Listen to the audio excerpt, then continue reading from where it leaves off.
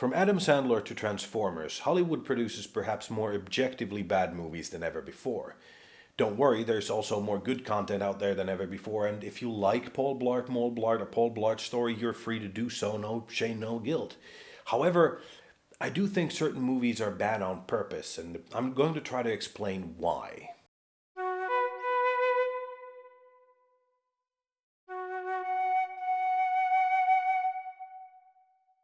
And let me just clarify before we go on what I mean by bad movies in the context of this video.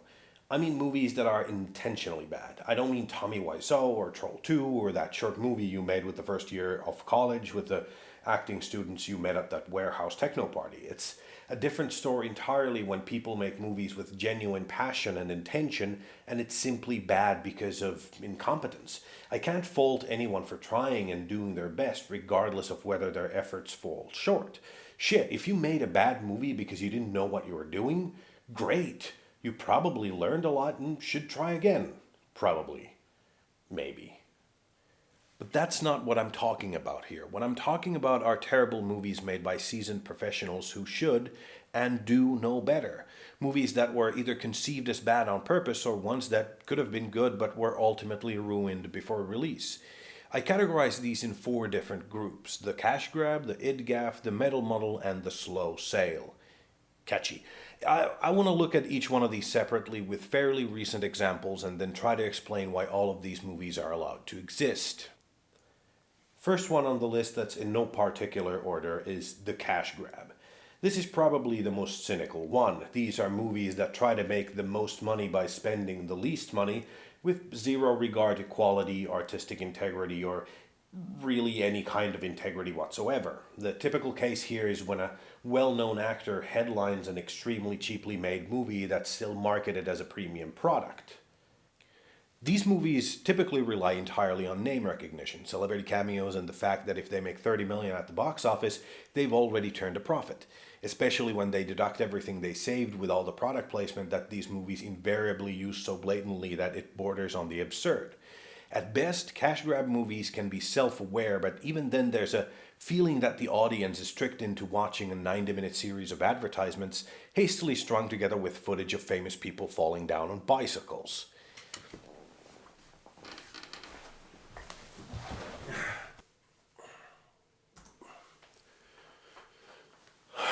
The most atrocious example of this I can think of is Paul Blart Mall Cop 2, possibly the worst movie I've ever seen. First of all, the original Paul Cop Mall Blart movie didn't do well enough to really warrant a sequel, and came out 6 years before the sequel, which makes the reason behind making this movie questionable. However, it all becomes apparent when seeing the movie. It's basically a 94-minute commercial for the Wynn Resort and Casino in Las Vegas. Almost every single scene is made to showcase the hotel, from establishing shots of the hotel exterior that are so out of place that they must have been provided by the hotel itself, to scenes in the restaurants, the pool, the suites, the lobby, the conference rooms, the shopping mall, the casino floor, and even a scene that takes place in the middle of a fucking dance show. They even managed to slip in a couple of shots of products being sold at the resort shopping mall, a product placement inside a product placement. It's outrageous. It's also really, really, really bad. The writing is phoned in at best. The movie has no story, a plot from an episode of a third-rate crime show, and characters that make no sense. Most of the characters, in fact, don't even really get proper introductions, even though they're not from the previous movie. The titular character, embodied by Kevin, I used to be a comedian, you know, James, and the woman playing his daughter, are the only people returning from the first movie. Apparently Blart got married in the first one, but they undo that literally in the first 30 seconds of this movie, because I'm guessing semi-recognizable TV actress Jayma Mace would have cost too much money. Since the budget for this movie was only $30 million, and I'm sure a sizable portion of that was paid by the Wynn Resort, on top of providing free filming locations, it's pretty safe to assume that Kevin James took home most of the budget. And since the movie cost next to nothing to make, the movie will turn a profit no matter what.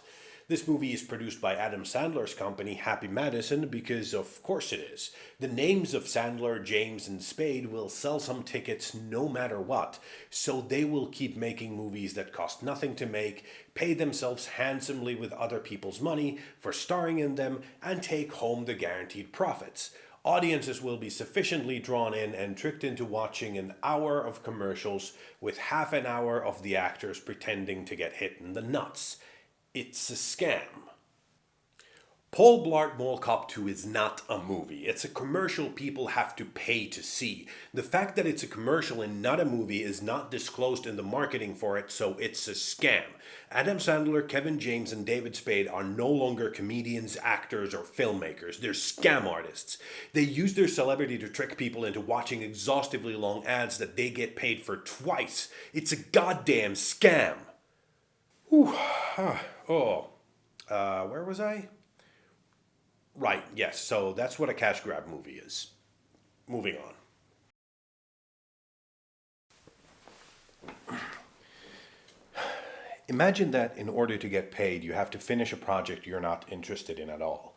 I'm sure most of us can relate, but the way we differ from each other is how we react to a situation like this. The IDGAF is when you finish the project, but instead of just biting the bullet and doing what you're supposed to do, you do pretty much whatever you feel like doing while fulfilling the bare minimum requirements of the actual assignment. I used to do this a lot in school. I'd get a writing assignment I didn't like, so I'd write about whatever I wanted to write about and just barely tied it to the assignment with some dumb segue or rhetorical device. Every single time I did this, I got a bad grade for it because the teacher could see right through it. Of course they did. I think the perfect example of this is Transformers: The Last Knight from 2017. Director Michael Bay clearly couldn't care less about the final product. He was paid some absurd sum of money to make one more Transformers movie, and he did exactly what I did with a writing assignment I didn't like. He took the script, filmed the bare minimum exposition, and spent the rest of the time doing what Michael Bay does best: juvenile jokes and big action. The end result is truly confusing. It's a series of well-made big action scenes with wanton destruction and some genuinely cool visuals, interspersed with different characters shouting exposition to phones, screens, and each other all over the world. The side plots are technically there, but they're short, awkwardly cut scenes of characters shouting on the phone. It's actually jarring how badly they're shoved between or on top of scenes. The writers tried to build a mythos of the franchise, however clumsily, adding history and heritage to the characters and expanding the role of Transformers in human history and mythology. Michael Bay just didn't give a shit and rushed through those scenes, sprinkling them with playground insults on the way. Bay obviously didn't care about the story, the plot, or really any scene that didn't allow him to make something go boom boom or make a bad joke. He doesn't care about the franchise, he doesn't care about the characters, and he doesn't care about the story, and it shows. The movie actually kind of bombed domestically, only making about half of the $217 million budget back at the box office. It sits at number 456 in the list of the most successful movies in the US. It was beaten domestically by 4 different Brett Ratner movies. This, of course, doesn't matter because these movies are made for the international market. And say what you will about the American education system, when it comes to movies, American tastes are far more refined and demanding than the international market. In case you don't believe me, Transformers: The Last Knight made a whopping 605 million buckaroos globally, making it number 145 on the worldwide bestseller list, above Iron Man and Return of the Jedi. In a nutshell, movies like this are bad because they're conceived in a boardroom and executed by people who don't care about how it turns out. Seasoned professionals make these movies for the cash between the projects they want to make. They exist because bombastic action in the trailer, combined with strong brand recognition and an aggressive marketing campaign, make these extremely lucrative on the less demanding international market. The third type of intentionally bad movie is the meddle muddle. This is the kind of movie that could have maybe been good, but meddling by studio executives based on focus group research turns the movie into a muddled mess. This is different from the other types of bad movies in that while the movie is mostly made by professionals who know what they're doing, the end result is still ruined by incompetence. But since executives responsible for movies that cost tens or hundreds of millions of dollars should know what they're doing, these are included in the list. Also, the intention behind messing with a movie, especially long after principal photography has finished, isn't to make a better film, but to make one that is as inoffensive as possible to the most people. Therefore, it's bad on purpose.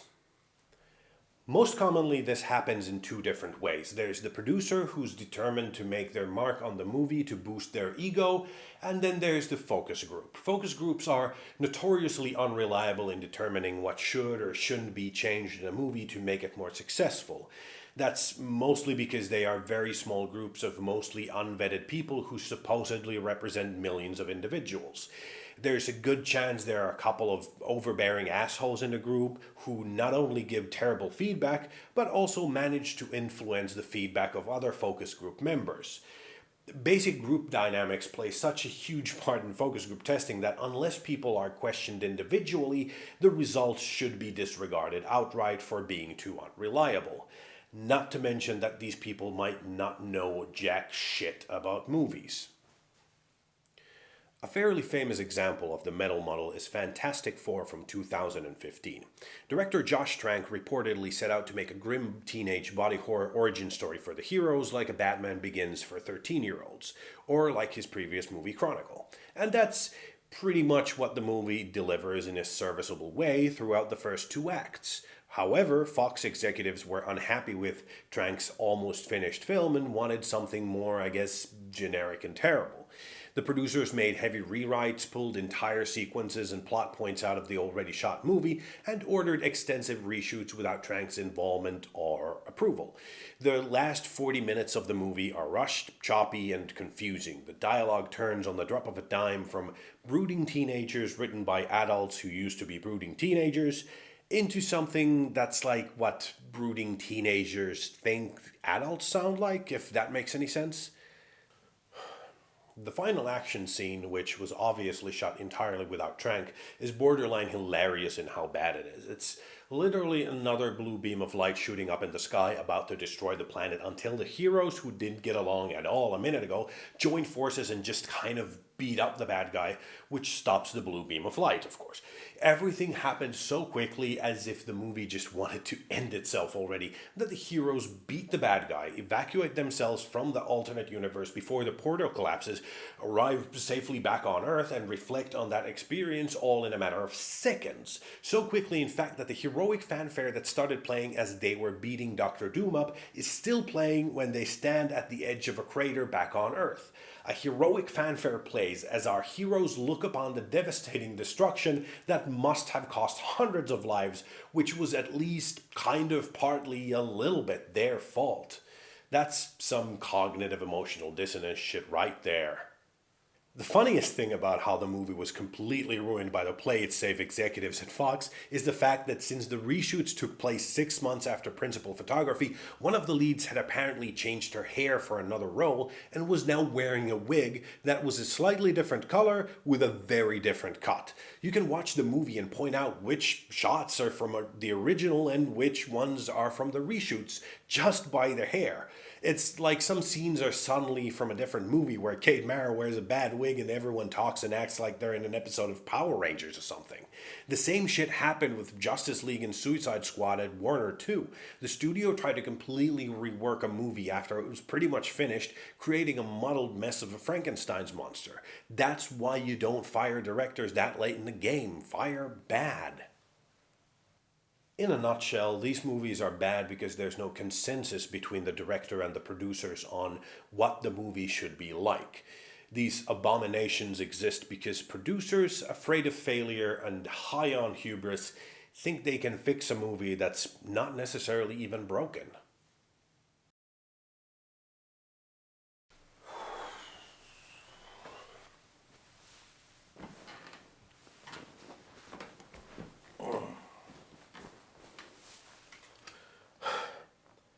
The fourth and final group is the slow sale. This one is actually pretty interesting.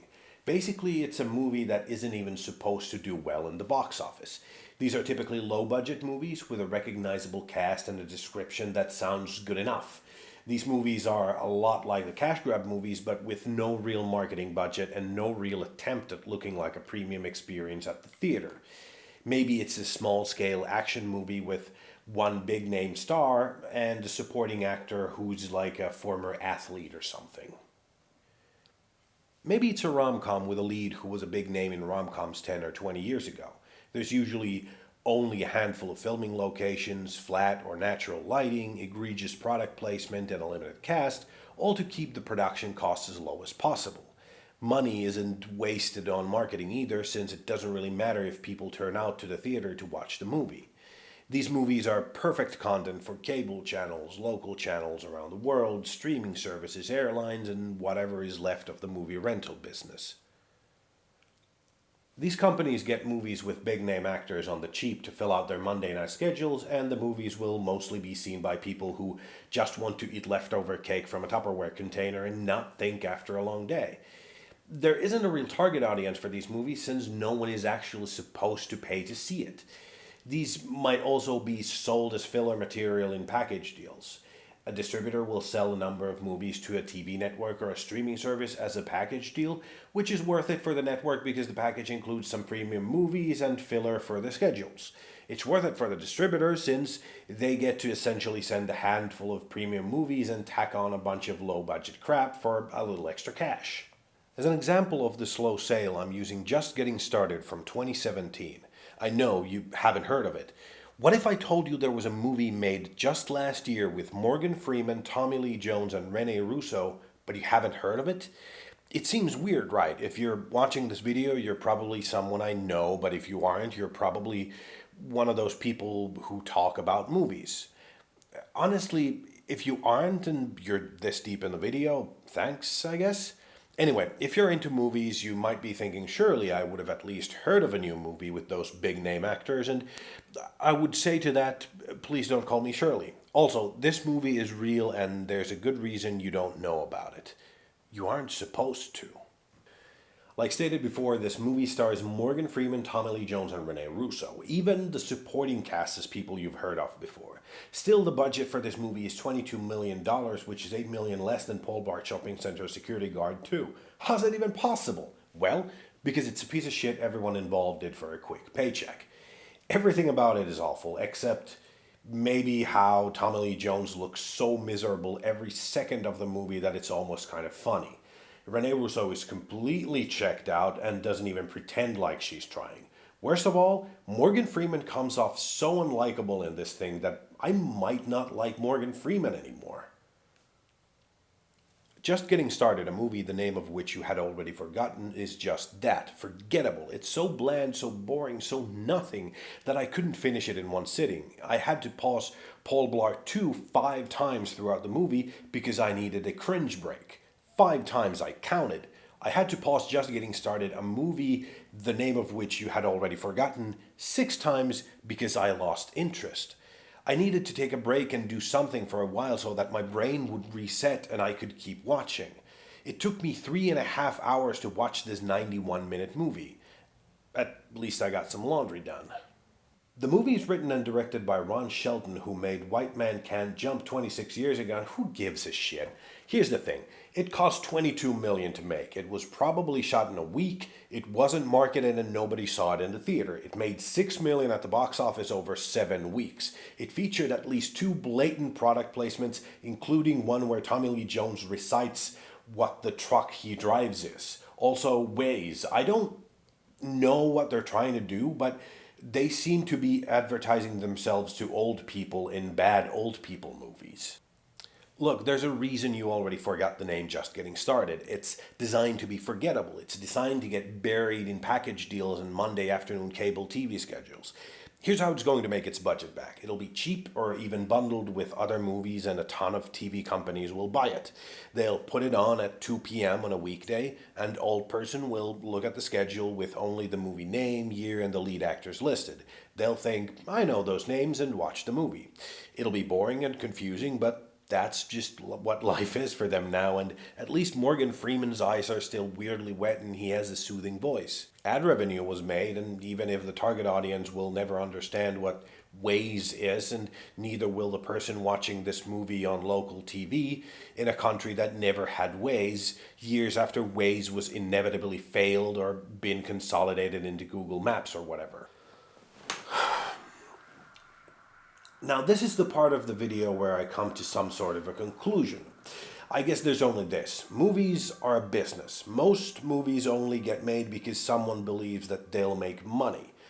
There are many different ways for a movie to make money, whether it's making a product people will enjoy or tricking them into paying to see an extended ad for a pickup truck. Personally, I detest movies that aren't even trying to be good. It feels so cold, so calculated, so cynical and dishonest. But that's why I'm the idealist whining about just getting started on YouTube, and Kevin James probably bought a small castle in the south of France. It's why the producer who destroyed Fantastic Four has made a whole career's worth of movies in the 3 years after it came out, and the director who tried to push for his vision hasn't finished a movie since. The people who play ball with the people holding the purse strings may have to make compromises, and by compromises I mean bad movies. Those people, however, can then get a chance to make movies they care about, like how Michael Bay sometimes makes weird nihilistic humiliation porn with guys with big muscles. One for them, one for serial killers. It's just business. If there's a buck to be made, there will always be someone willing to throw artistry and integrity out the window and make that buck. That's just the kind of world we live in, and Hollywood is by no means outside of that reality. I leave you with these words from the song The Stain by La Coca Nostra. Keep an eye out for your soul, girl. Don't let the devils take it away. All that glitters is not gold, girl. Hollywood is a dangerous place to play.